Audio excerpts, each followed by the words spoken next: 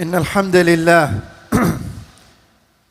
نحمده ونستعينه ونستغفره ونعوذ بالله من شرور أنفسنا ومن سيئات أعمالنا من يهده الله فلا مضل له ومن يضلل فلا هادي له وأشهد أن لا إله إلا الله وحده لا شريك له وأشهد أن محمدًا عبده ورسوله فصلوات الله وسلامه عليه وعلى آله وأصحابه ومن تبعهم بإحسان إلى يوم الدين وسلم تسليما كثيرا.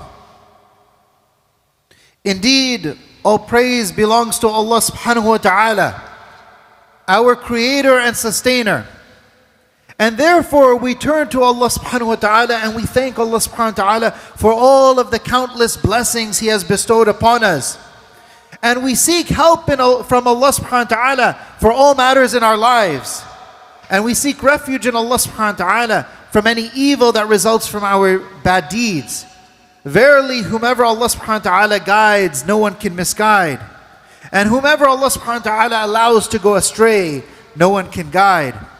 And I bear witness that there is none worthy of our worship, our complete servitude, surrender, submission, devotion, ultimate adoration and obedience, except our Creator, Allah subhanahu wa ta'ala. He is one, having no partners.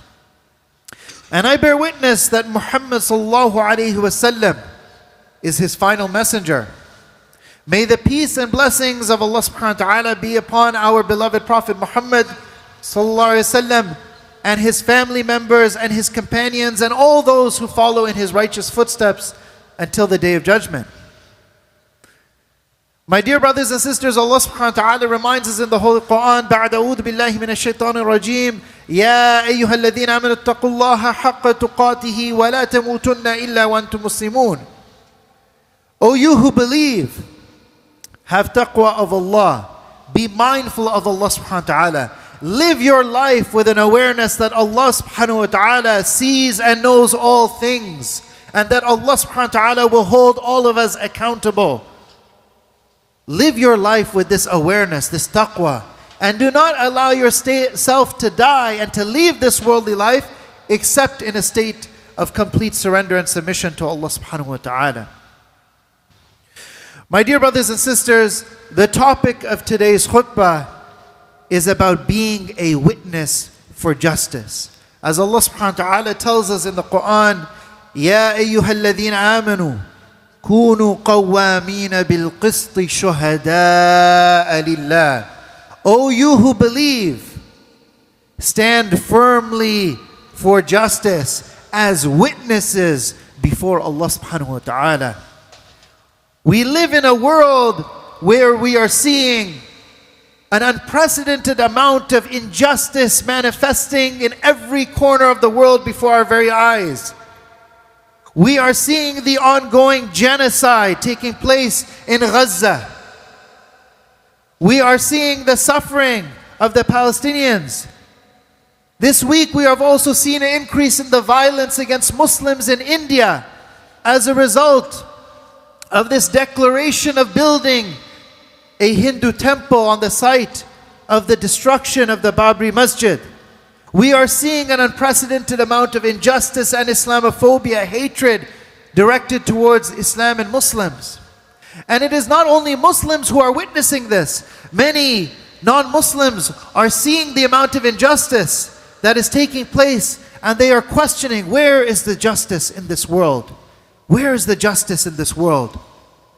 When people's rights can be so easily trampled upon.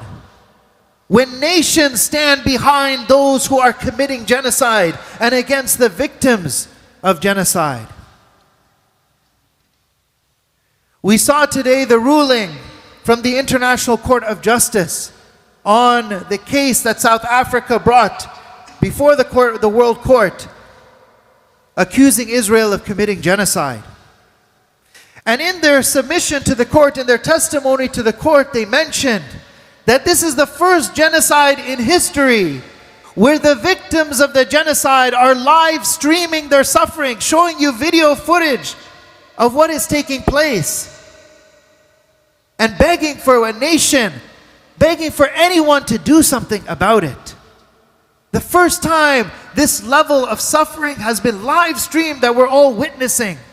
That even this week, we see a person, a Palestinian man, being interviewed by a news channel, waving a white flag. And then right after the interview, he is shot and killed on camera. And if that's what's happening on camera, what is happening off camera is even worse. And that's where we come back to being a witness for justice. What does it mean to be a witness for justice? This week, another one of the photojournalists who was active in showing images of what's happening in Gaza was forced to leave Gaza as well. So as the number of people there who are witnesses for justice decrease to show the world what is actually taking place, how will justice be served? In the statement that South Africa made before the World Court, they talked about the amount of suffering that is taking place there. Now we have over 20,000 Palestinians killed, over 12,000 children killed. In the numbers that they mentioned, 270 Palestinians killed daily, 48 mothers each day, 2 every single hour. Over 117 children killed every single day. And the world is doing nothing. And in today's ruling, the International Court of Justice agreed with South Africa that Israel should be prosecuted for the crime of genocide. Now Allah subhanahu wa ta'ala tells us in the Holy Quran that وَكَذَلِكَ جَعَلْنَاكُمْ أُمَّةً وَسَطًا. Thus have we made you a balanced nation. And the tafsir mentions ummatan wasata means a nation that stands up for justice. لِتَكُونُوا شُهَدَاءَ عَلَى النَّاسِ وَيَكُونَ الرَّسُولُ عَلَيْكُمْ شَهِيدًا. So that you may be witnesses towards other nations, and the Messenger ﷺ will be a witness over you. Now the explanation of this verse has 2 applications. And many people focus on the application in the next life, on the Day of Judgment. This ummah will be a witness when prophets come on the Day of Judgment and their people say, no, they didn't convey the message to us. This ummah will testify and say, yes, this one is a prophet. We believe in them and their message, and we are their ummah. And they conveyed that message. When their own people deny them, this ummah will say, we believed and we accepted the message of this prophet. But the scholars of tafsir, they also mention that this verse has an application in this life as well. لِيَكُونُوا شُهَدَاءَ عَلَى النَّاسِ بِسَبَبِ عَدَالَتِهِمْ وَحُكْمِهِمْ بِالْقِسْطِ. We as an ummah can be witnesses to humanity on account of our awakening the moral conscience of human beings. The moral conscience of human beings to judge according to justice, to stand up for justice. That when the world veers away from the path of justice, that this ummah has a responsibility to reawaken that call for justice amongst people. And that is the mission and task of this ummah.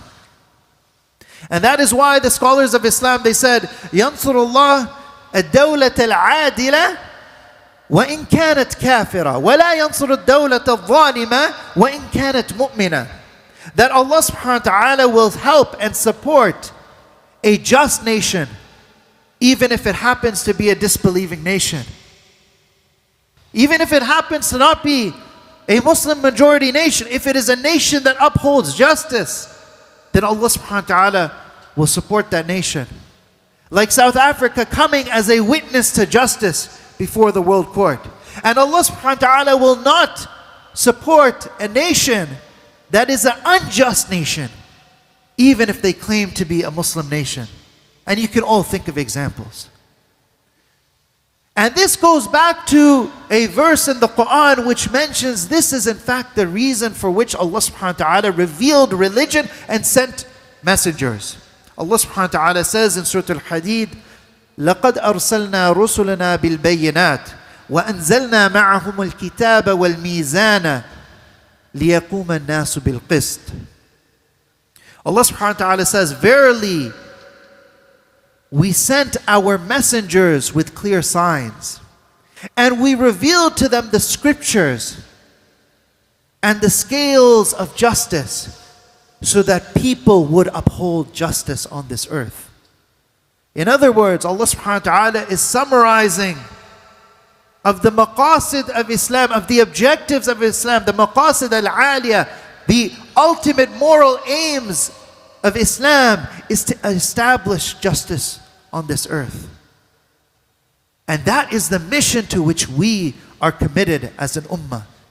And that is why the Prophet Muhammad ﷺ said, the most virtuous struggle for the believer is to say a statement of truth in the presence of tyranny, in the presence of injustice. أفضل الجهاد كلمة حق عند سلطان جائر. When we raise our voice for truth, when we raise our voice for justice, we are taking part in that noble mission for which Allah subhanahu wa ta'ala sent His messengers with the truth, and for which Allah subhanahu wa ta'ala established us as a nation calling for justice. And this is why we, my dear brothers and sisters, cannot afford to be on the sidelines. The world is rapidly changing, and people are awakening. And we as believers in Allah subhanahu wa ta'ala and His Messenger, we must be at the forefront of establishing the message of justice in this world. In the past few months, in the 100 days plus of genocide that have been taking place, many people have embraced Islam. Why do you think that is happening? We are seeing from imams and masajid an unprecedented number of people coming to the mosque and saying, I want to accept Islam. And you can read those testimonies all over social media where people say that I have completely lost faith in this system that assured me that it stood for human rights and justice. And I've realized that this whole value system is completely based on a lie.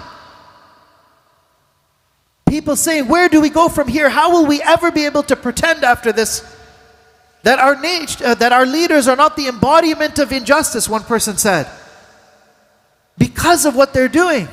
And so people have been seeking a system of values that actually puts justice at the top, which is what every historian, every academic scholar describes. The Islamic value system always revolved around the concept of justice.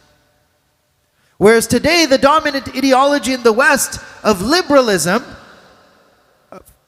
which places freedom at the top of the value hierarchy, is actually a freedom for the rich and the powerful to continue to do as they please and to exploit and subjugate other populations around the world. And that is why there has always been a connection between liberalism and colonialism.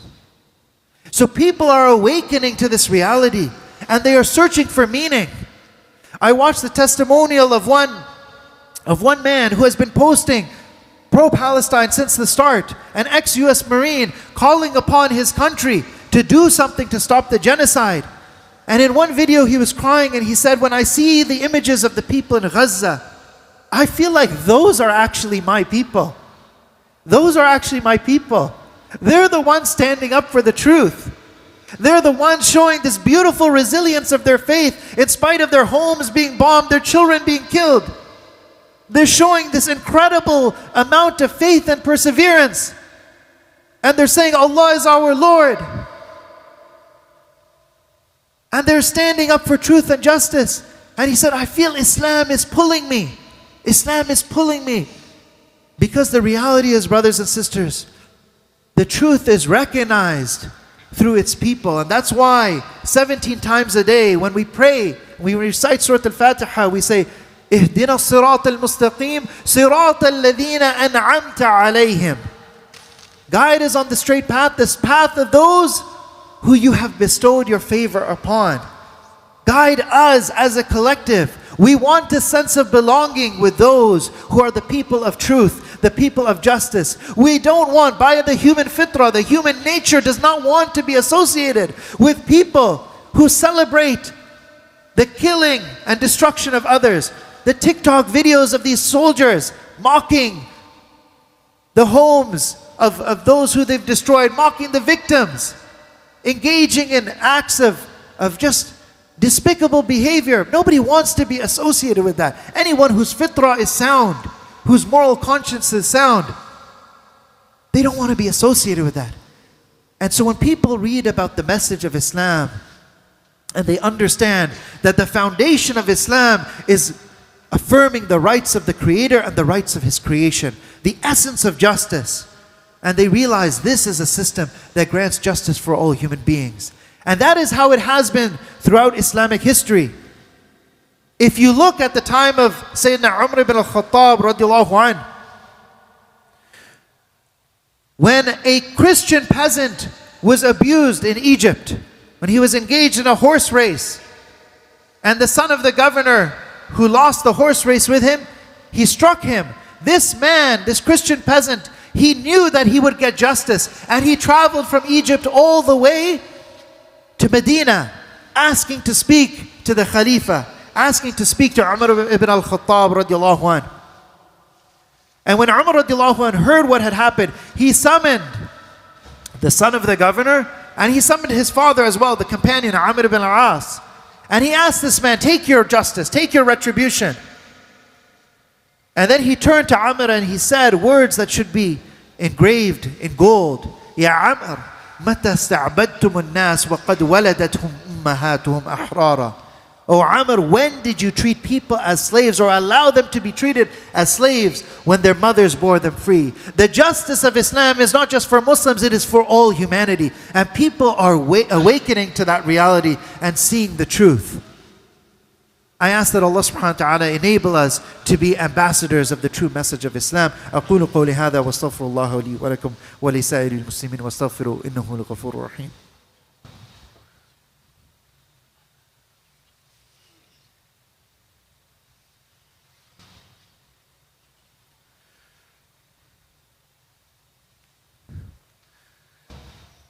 Alhamdulillah wa salatu wa salam ala Rasulillah wa ala alihi wa sahbihi wa man wala.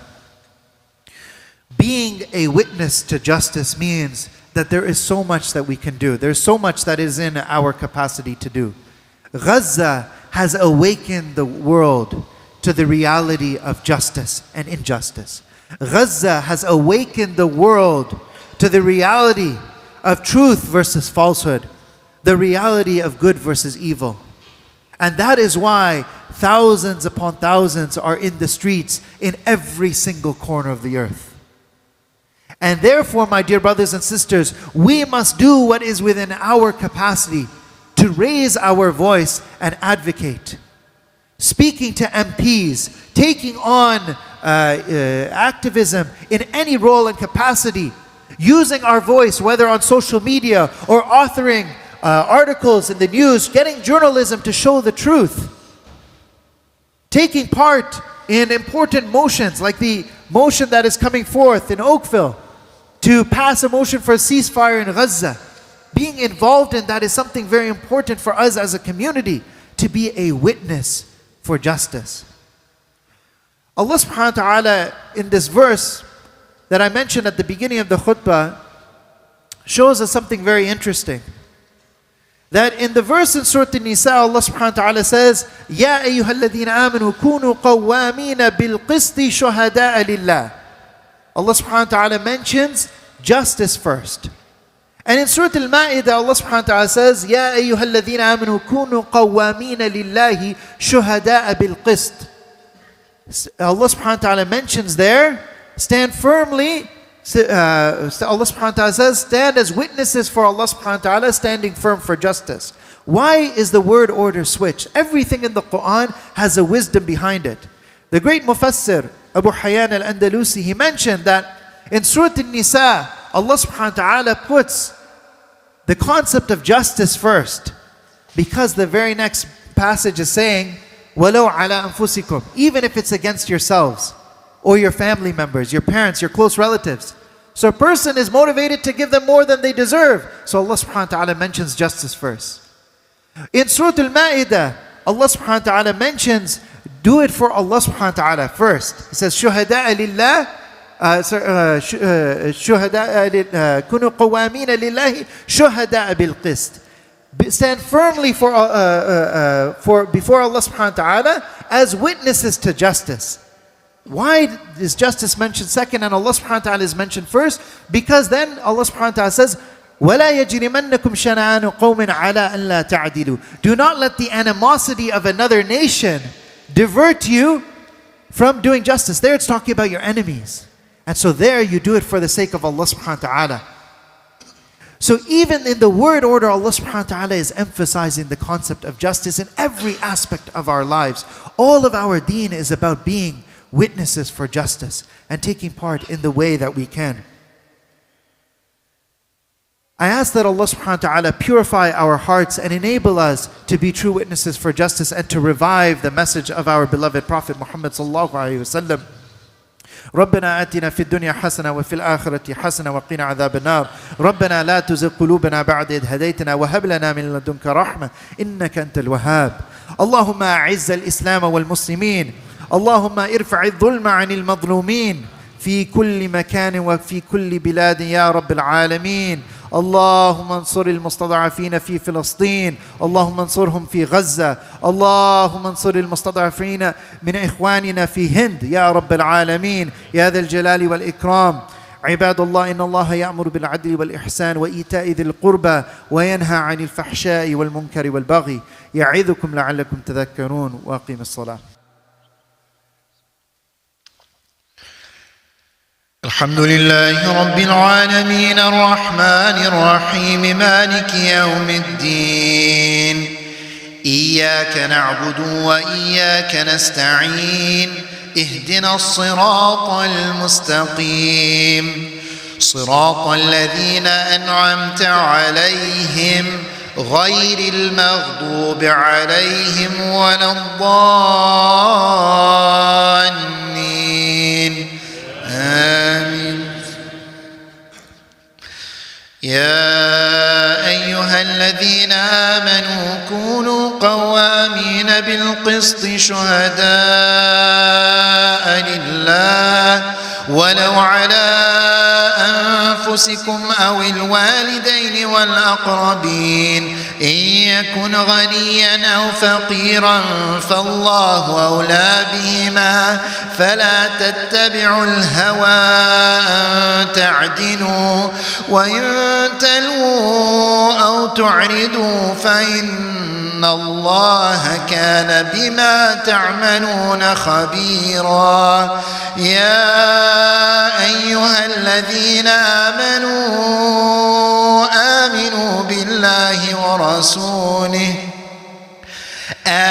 بالله ورسوله والكتاب الذي نزل على رسوله والكتاب الذي أنزل من قبل ومن يكفر بالله وملائكته وكتبه ورسله واليوم الآخر فقد ضل ضلالا بعيدا.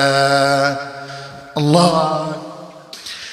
الحمد لله رب العالمين الرحمن الرحيم مالك يوم الدين إياك نعبد وإياك نستعين اهدنا الصراط المستقيم صراط الذين أنعمت عليهم غير المغضوب عليهم ولا الضالين آمين. يا أيها الذين آمنوا كونوا قوامين لله شهداء بالقسط ولا يجرمنكم شنآن قوم على ألا تعدلوا اعدلوا هو أقرب للتقوى واتقوا الله إن الله خبير بما تعملون.